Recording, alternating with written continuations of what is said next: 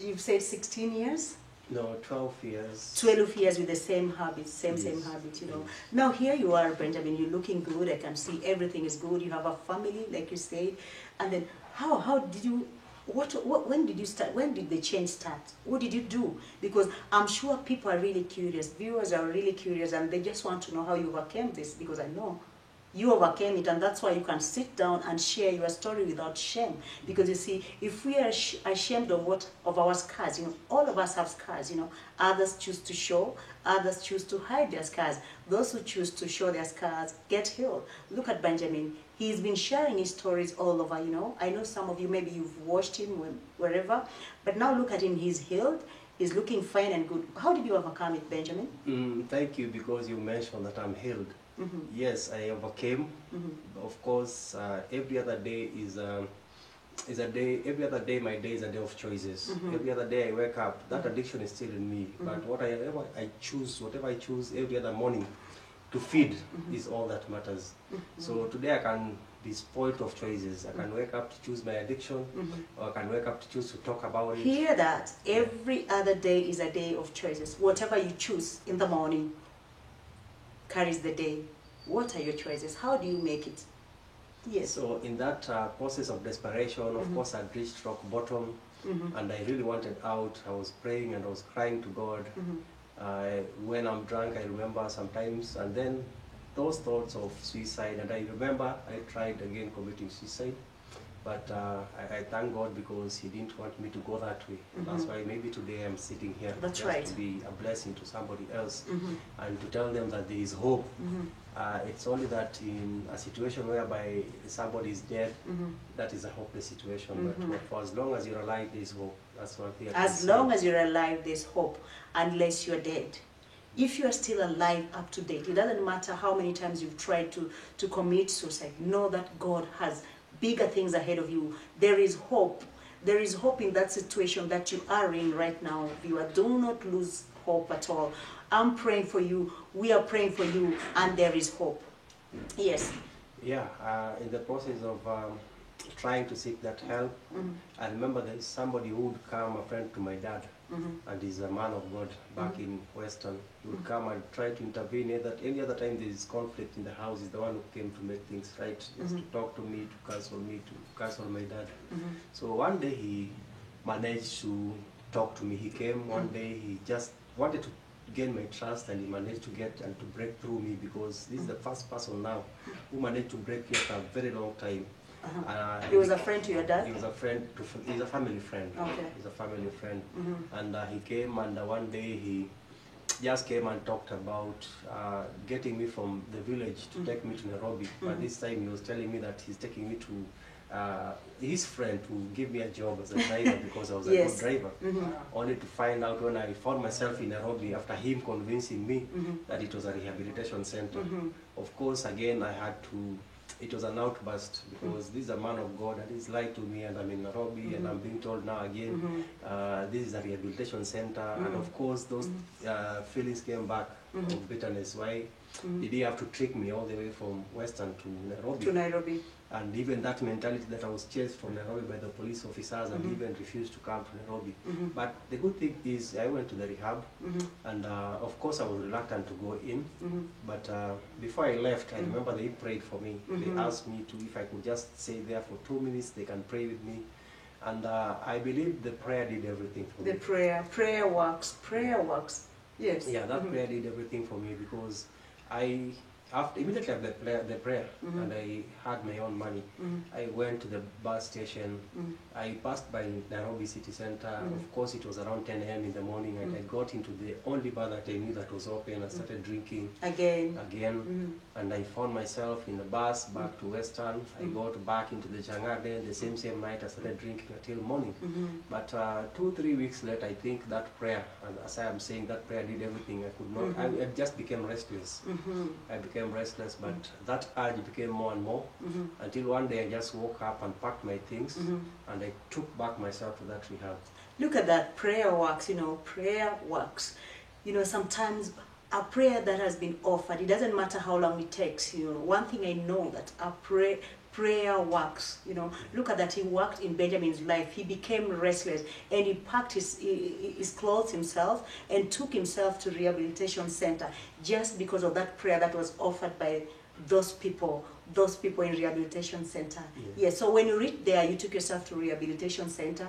You found the same people that you walked out of.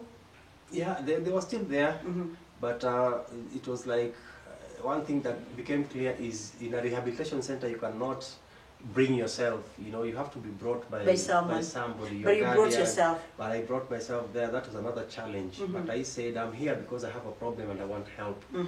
And then again, another big thing was that rehab program was minimum 1 year. And I was not ready to stay 1 year.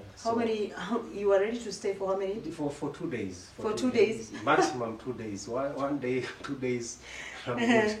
Yeah, but when I went in, they accepted me where I am and how I was. I went through the process of admission. The good thing is that they accepted me, and I didn't want to tell anybody that I'm there, even family, you know, because then I considered myself that I don't have family. And I had gone there because I had reached the end of my life. I wanted, if anything should happen to me, even if I die in a place whereby nobody knows. Okay. But again, only to realize that that's where God had called me. That's where God had called me. So how long did you stay there in rehabilitation? In the rehab, I was there for 14 months. For 14 months, yes. That is a year and 2 months. 2 months, yes. And you started seeing change, or that is when you saw, I mean, everything, there was a change? Yeah, immediately I got into the rehab. I remember I was even carrying myself a drink with me, but that was the last time I took, I was not even allowed to drink it. They had to pour it down. Yeah, they just have to pour it. I was asked myself to pour it. I was carrying my cigarettes with me.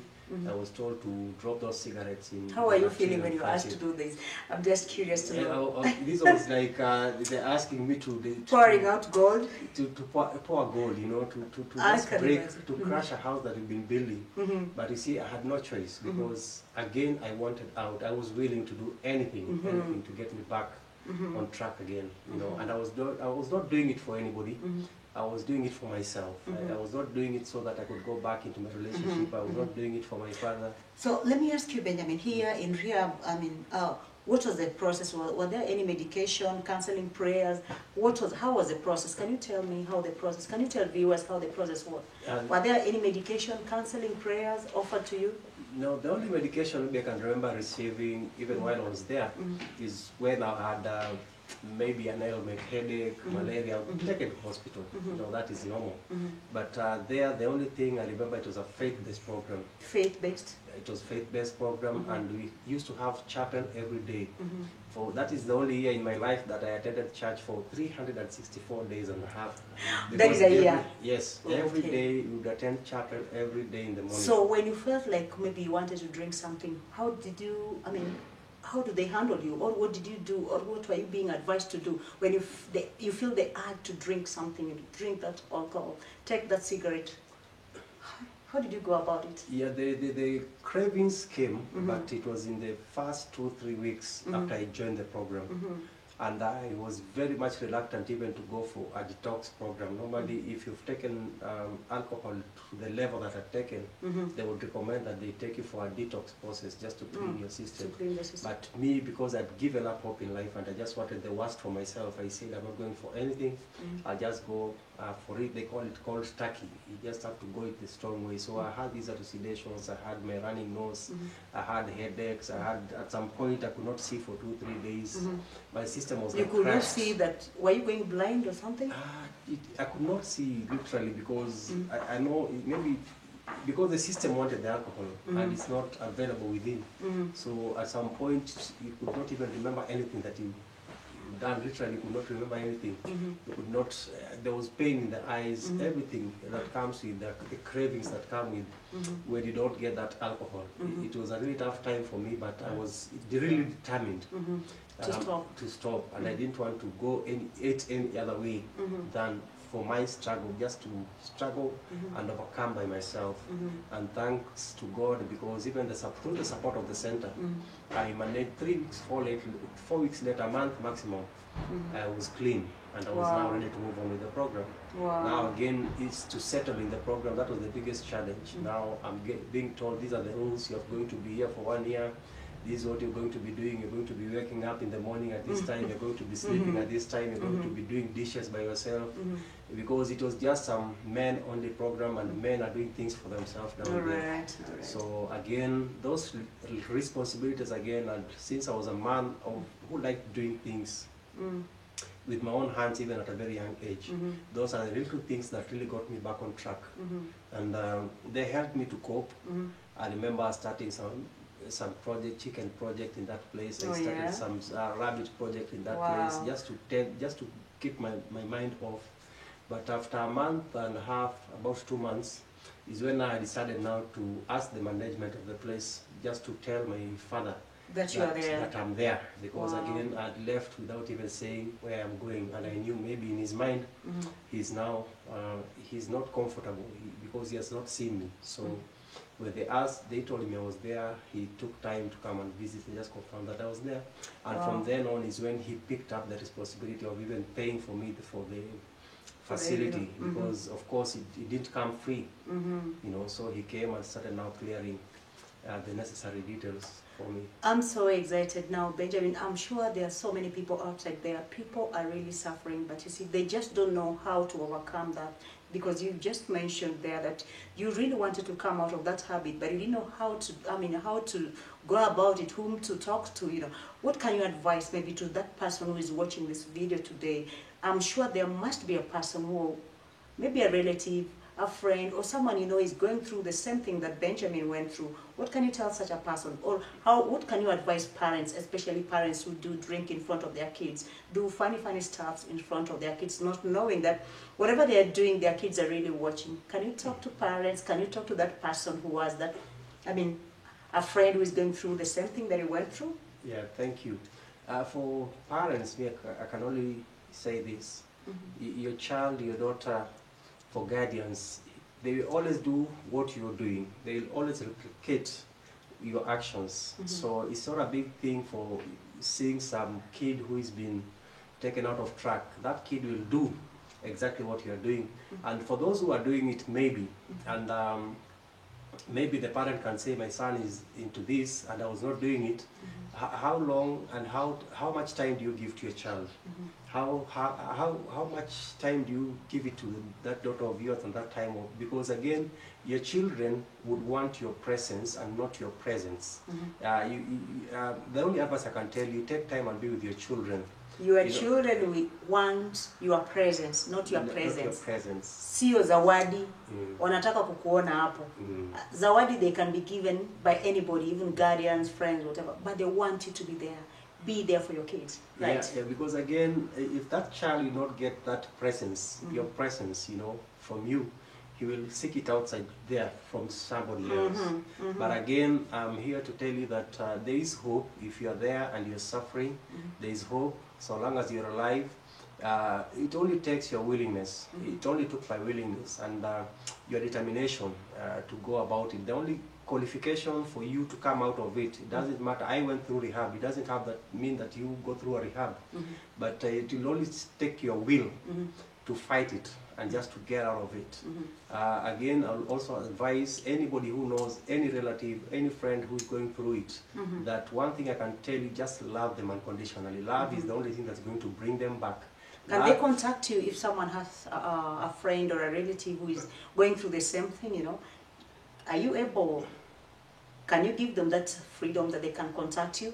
Because I know you can help, you have helped, and I know, you know. Yeah, thank you for that, because again, one thing I always say is God made me go through this. Today, there I see it, is that God made me go through this because He was preparing me to go and reach out to somebody else.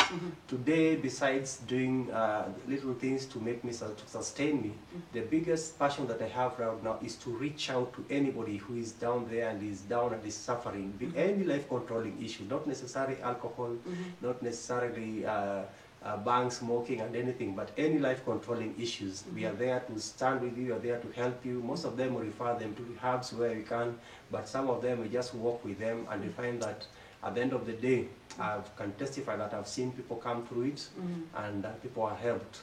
So as I was saying, you just reach out to them, love them, support them, love them unconditionally. That's the only thing that's going to bring them back. And I'm here again to say and to repeat that for as long as somebody is alive, there is a lot of hope, and God has kept them this long for a reason. For a reason. God kept me this long for a reason. I didn't know back then why I was going through this, but He's given me words, He's given me, I still pray to God. Today my desire is for me to go now to a Bible school, because again now these names have changed from Benjamin Mwizi to Benjamin Bangi. They are calling me pastor, and one day I'm going to fulfill that, you know. Benjamin Pastor. Yes. From Benjamin Mwizi to Benjamin Pastor, you see? Yes. Things change. And Things that's change. what is giving me even the courage even to come here and speak, and any other place I'll be invited just to speak. Feel free to welcome me to come and talk in your church, in your school, in your house, because that is the message I'm carrying across. Thank you. Amen. Thank you, viewer, for today. May God bless you. You can reach me in my email or maybe my Facebook page, Shil Olonya Pengo. Inbox me, talk to me, share with me. I'm here to give you hope and to pray with you. God bless you and keep you. Next time.